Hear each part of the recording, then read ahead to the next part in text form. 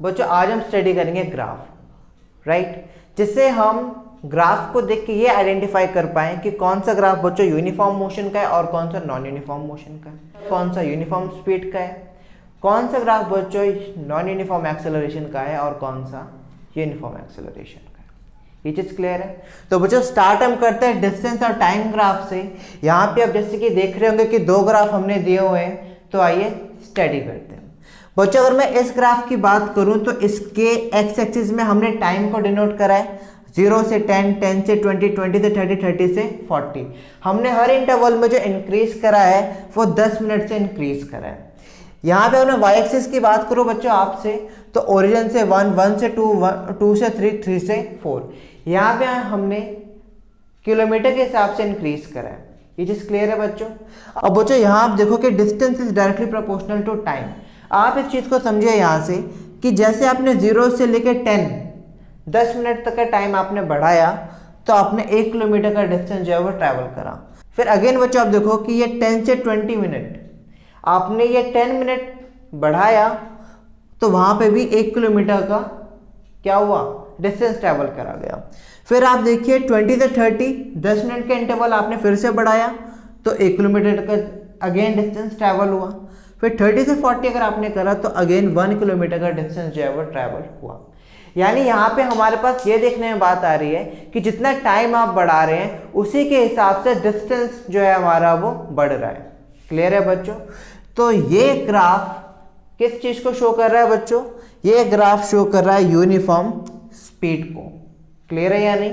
ये ग्राफ किसको शो कर रहा है बच्चों, यूनिफॉर्म स्पीड को। बस सर लेकिन आपने तो यहाँ पे यूनिफॉर्म वेलोसिटी भी लिखा हुआ है। जी हाँ बच्चों, यूनिफॉर्म वेलोसिटी भी है।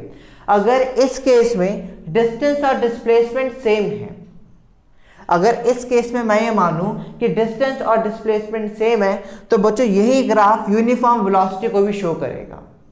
क्लियर है या नहीं, ये बात समझ में आ रही है या नहीं आ रही। बच्चों अब हम बात करते हैं इसकी स्पीड की। बच्चों स्पीड को हम कैसे कैलकुलेट कर सकते हैं। जी बच्चों सीधी सी बात है कि जितना डिस्टेंस ट्रैवल करा गया है वो लेंगे और उस डिस्टेंस को ट्रैवल करने के लिए कितना टाइम लिया गया है वो लेंगे। ठीक, यहाँ पे बच्चों हमने कंसिडर करा है कि ऑब्जेक्ट जो है वो S1 से लेके S2 तक गया है, तो जो उसका डिस्टेंस कितना हुआ S2 माइनस S1, क्योंकि जो फाइनल पोजीशन है वो बच्चों पहले आती है, तो S2 माइनस S1। ठीक, और इसको पहुंचने में कितना टाइम लगा भाई, जब ये S1 में था तो इसे टाइम लगा था T1 और जब ये S2 में पहुंचा तो टाइम हुआ इसका T2, राइट। इसको ही माइनस करोगे तो T2 माइनस T1। यहां से बच्चों आपकी क्या आ जाएगी, स्पीड। बच्चों अब हम बात करते हैं डिस्टेंस और टाइम ग्राफ में हमारे सेकंड ग्राफ की।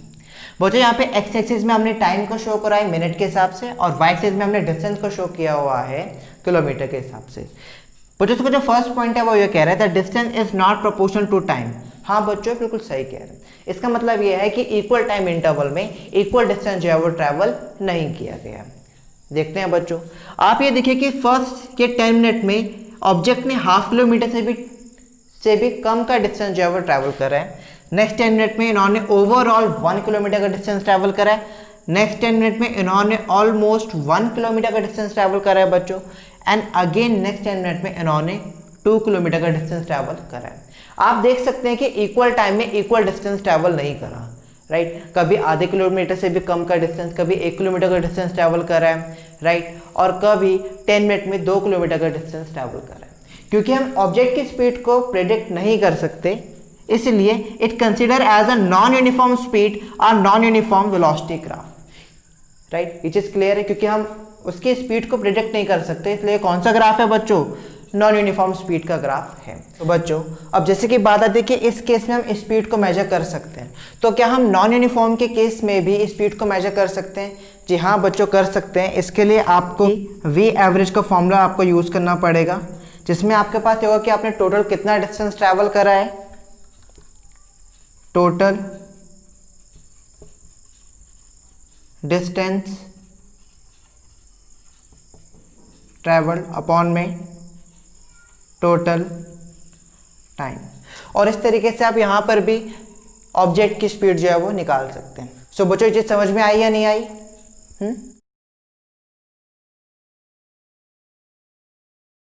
तो बच्चों अब हम देखते हैं वेलोसिटी टाइम ग्राफ। बच्चों वेलोसिटी और टाइम ग्राफ में केस फर्स्ट हम ये लेते हैं जिसमें हमने यूनिफॉर्म मोशन की बात करी हुई है। यूनिफॉर्म मोशन भी कह सकते हैं या फिर आप कांस्टेंट वेलोसिटी भी कह सकते हैं कि वेलोसिटी जो है वो चेंज नहीं हो रही। इससे पहले कि आप वेलोसिटी में कंफ्यूज हो जाओ बच्चों, वेलोसिटी दो तरीके से चेंज होती है, या तो उसकी डायरेक्शन चेंज हो या फिर उसकी स्पीड चेंज हो। अगर दोनों में से कोई भी टर्म चेंज नहीं हो रही है तो वेलोसिटी कांस्टेंट ही रहेगी, चेंज नहीं होगी। बच्चों इस चैप्टर में हमने अगर बात करी है डायरेक्शन की, तो हमने मोशन इन स्ट्रेट लाइन की बात करी है, तो इसमें डायरेक्शन चेंज नहीं हो सकती। अब बात आती है स्पीड की।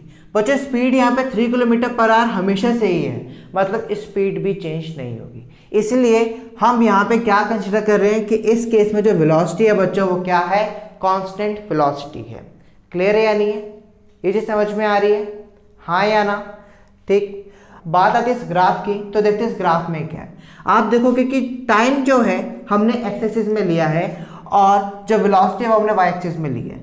टाइम को अगर आप देखोगे बच्चों 0 से 10, 10 से 20, 20 से 30, 30 से 40, टाइम चेंज हो रहा है, मगर जो वेलोसिटी है वो हमेशा 3 किलोमीटर पर आ रही है, मतलब वेलोसिटी टाइम के साथ चेंज नहीं हो रही है। अगेन बच्चों हमने वही सीखा कि कांस्टेंट वेलोसिटी है। ठीक। अब बात हम करते हैं कि यहाँ पे जो हमने चीज़ लिखी है वो थोड़ी सी आपको अजीब सी लग रही होगी कि जो डिस्टेंस है वो वेलोसिटी इनटू टाइम हमने क्यों लिखा हुआ है। यहाँ पे स्पीड भी कंसिडर कर सकते हैं, क्योंकि इस केस में ना तो स्पीड चेंज हो रही है और ना ही डायरेक्शन चेंज हो रहा है, तो इस केस में हम वेलोसिटी की जगह स्पीड को भी ले सकते हैं। इसे हम फर्दर सॉल्व करेंगे बच्चों। तो बच्चों जो आपकी वेलोसिटी है वो है 3 किलोमीटर पर आवर और टाइम कितने टाइम में वो पहुंची है, तो t2 - t1 इतने टाइम में इसने इतना डिस्टेंस जो है वो ट्रैवल करा है। आई होप आपको समझ में आया होगा। क्लियर है बच्चों? सो बच्चों बात करते हैं हमारे दूसरे ग्राफ की जो कि यूनिफॉर्म एक्सेलरेशन पे बेस है। बच्चों फर्स्ट हम समझते हैं कि यूनिफॉर्म एक्सेलरेशन क्या है। एक्सेलरेशन बच्चों ये होता है चेंज इन वेलोसिटी, और यूनिफॉर्म का मतलब ये है कि जो चेंज है वो एक समान है, एक जैसा चेंज है। यानी कि ये जो ग्राफ है हमारा जो यूनिफॉर्म एक्सेलरेशन पे बेस है, इसमें वेलोसिटी चेंज तो हो रही है मगर एक रेगुलर पैटर्न में चेंज हो रही है। आइए इसे ग्राफ से समझते हैं। जैसे कि मान लो 0 से 10 मिनट तक जो वेलोसिटी इंक्रीज हुई बच्चों वो 1 किलोमीटर पर आवर से चेंज हुई, फिर 10 से 20 में अगेन 1 किलोमीटर पर आवर, फिर 20 से 30 में अगेन 1 किलोमीटर पर आवर, और 30 से 40 में अगेन बच्चों 1 किलोमीटर पर आवर। आप देखोगे कि टाइम इंटरवल सेम है, लेकिन जो वेलोसिटी में चेंज है वो भी सेम है। इसलिए ये जो केस है वो हमारा कौन सा बना, यूनिफॉर्म एक्सेलरेशन का। राइट, ये चीज समझ में आई। लेकिन बच्चों अब एक बात समझ में नहीं आ रही कि जैसे हमने वहां पे निकाला था कि एक पर्टिकुलर टाइम इंटरवल में ऑब्जेक्ट ने कितना डिस्टेंस ट्रैवल करा है, तो वो चीज हम यहाँ पे कैसे निकालें। राइट, जैसे कि बच्चों हमने टाइम इंटरवल यहाँ पे लिए हैं t1 और t2, लेकिन अब हमें यह देखना है कि इस पर्टिकुलर टाइम इंटरवल में ऑब्जेक्ट ने कितना डिस्टेंस ट्रैवल करा। तो बच्चों इसका एक आंसर ये है कि इस पर्टिकुलर टाइम इंटरवल में कितना पोर्शन वेलोसिटी टाइम ग्राफ की ये जो लाइन है इसके अंदर आ रहा है, अगर वो एरिया अगर हम कैलकुलेट कर लें, ठीक है, अगर वो एरिया अगर हम कैलकुलेट कर लें तो हम इजीली ये निकाल सकते हैं बच्चों कि इस टाइम इंटरवल में कि t1 से लेके t2 तक ऑब्जेक्ट ने कितना डिस्टेंस ट्रैवल करा है। और इसलिए बच्चों हमें अगर डिस्टेंस निकालना है तो हमें एरिया निकालना पड़ेगा ABCDE का। ये चीज़ क्लियर है, समझ में आ रहा है? अब बच्चों एक चीज़ को ध्यान में रखो कि आपको एरिया तो निकालना है, लेकिन ये एक ट्रेपीजियम शेप है। अगर आप ABCDE को देखोगे ये एक ट्रेपीजियम शेप है। बच्चों ट्रेपीजियम क्या होता है? जब हम रेक्टेंगल और ट्रायंगल को जोड़ देते हैं। तो बच्चों हम यहाँ पे देख रहे हैं कि एक तो हमें रेक्टेंगल का एरिया निकालना है प्लस उसमें एरिया ऑफ ट्रेपीजियम ऐड करना है। रेक्टेंगल का एरिया का फॉर्मूला क्या होता है? AB into AD, length into breadth, clear है? और ट्रायंगल का फॉर्मूला क्या होता है? हाफ इंटू बेस मतलब AD इंटू हाइट मतलब ED। तो हम ये चीज निकाल सकते हैं कि इस पर्टिकुलर टाइम इंटरवल में ऑब्जेक्ट ने कितना डिस्टेंस ट्रैवल करा है। ये चीज क्लियर है बच्चों? तो हम बात करते हैं वेलोसिटी और टाइम ग्राफ के कुछ और केसेस के बारे में। बच्चों क्या आपने बिल्कुल भी इमेजिन नहीं किया कि अगर वेलोसिटी इंक्रीज हो रही है यूनिफॉर्मली तो वेलोसिटी डिक्रीज भी कर सकती है, हाँ या ना? ऑफ कोर्स बच्चों बिल्कुल कर सकती है। देखिए जरा इस ग्राफ में कि जैसे आप ये टाइम इंटरवल, जैसे कि आप ये टाइम बढ़ा रहे हैं तो वेलोसिटी क्या कर रही है, डिक्रीज कर रही है। जैसे कि 0 से लेके 1 सेकेंड तक आप पहुंचे तो जो वेलोसिटी थी वो 40